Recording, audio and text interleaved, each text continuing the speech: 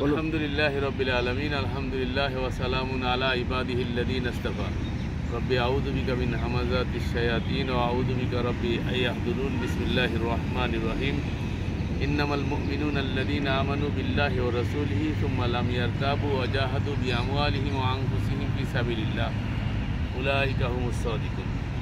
সম্মানিত দিনী ভাই ও বোনেরা, আমরা এখন এই মুহূর্তে উপস্থিত আছি ইন্ডিয়ান সংসদ ভবন, রাষ্ট্রীয় ভবনের সামনেই দিল্লিতে।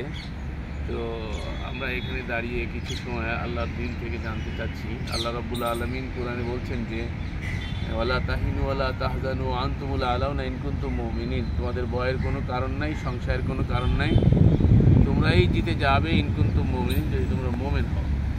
তো এই যে আমরা সবাই মোমেন দাবি করি, কিন্তু আসলে কিন্তু আমরা মোমেন হতে পারি।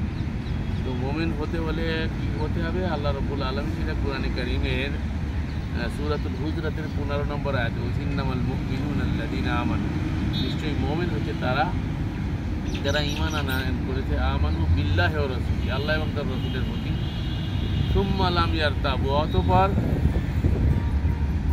তারা কি করছে?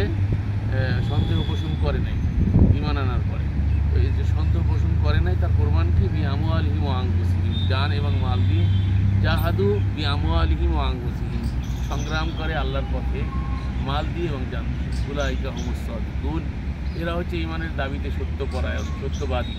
তো আল্লাহ সুবহানাহু ওয়া তাআলা আমাদের সকলকে আল্লাহর পথে জানমাল খরচ করে ঈমানের প্রমাণ দেওয়ার এবং মুমিন হওয়ার প্রমাণ দেওয়ার তৌফিক দান করুন।